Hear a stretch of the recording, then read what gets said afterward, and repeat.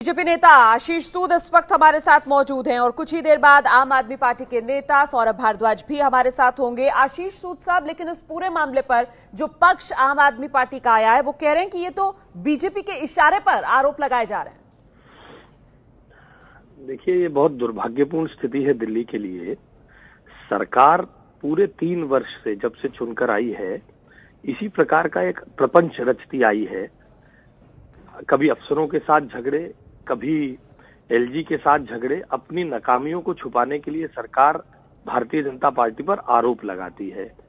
ये वही सरकार है जिसमें ऐतिहासिक रूप से इनके ऑड इवन के घोषणा के समय सभी आईएएस अधिकारियों ने मास लीव अप्लाई की थी, क्योंकि सरकार के अधिकारियों, सरकार के चलाने वालों का व्यवहार अधिकारियों के साथ ठीक नहीं है।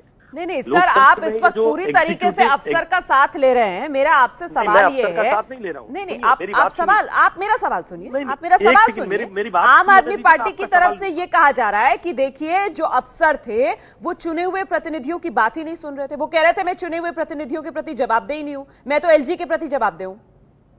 देखिए, ये तो आरोप प्रत्यारोप उनका कहना है, इसमें दूसरे पक्ष को भी सुनना पड़ेगा। मगर मेरा ये कहना है, लोकतंत्र में कार्यपालिका और चुने हुए प्रतिनिधियों समन्वय से चलता है। लोकतंत्र के 4 खंभों को समन्वय के साथ संविधान सम्मत तरीके से इन चीजों को चलाना है। ये तो संविधान में ही लिखा है ना। आम आदमी पार्टी आज एक अफसर पर आरोप लगाए, अफसर का पक्ष जब तक हम जानेंगे नहीं, हम किसी का साथ नहीं ले रहे हैं। हम संविधान सम्मत तरीके से सरकार चलाने की बात कर रहे हैं और ये बात बार बार साबित हुई है कि आम आदमी पार्टी संविधान सम्मत तरीके से नहीं, इस अहंकार में कि हम चुने हुए लोग हैं, हम 67 विधायक हैं, हम जनता के लिए जवाबदेह हैं, बिल्कुल है। मगर संविधान में सबकी जवाबदेही तय है, सबको अपने दायरे में ही काम करना होगा। आम आदमी पार्टी को यह समझना होगा, दिल्ली में जिस प्रकार वे चुनकर आए हैं उसी तरह नगर निगम के लोग चुनकर आए हैं, उसी तरह सांसद चुनकर आए हैं।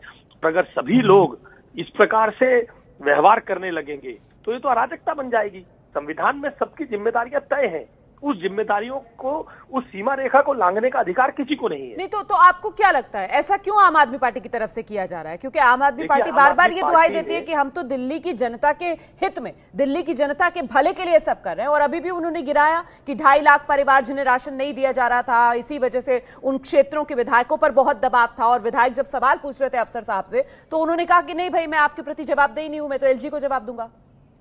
आज जब 20 सीटों के चुनाव आए तो 2.5 लाख लोगों को राशन नहीं मिल रहा है, ये दिख रहा है। जो किसानों के साथ किस प्रकार का व्यवहार हो रहा है, किस प्रकार बसों में मार्शल नहीं आए, किस प्रकार से वाईफाई नहीं मिला, इन सब चीजों को कौन जवाब देगा? 1800 दिन बनते हैं 5 साल में सरकार के। 500 स्कूल बनाने का वादा किया। वादा करते समय ये नहीं सोचा था कि हर 4 दिन में एक स्कूल बनाकर देना होगा।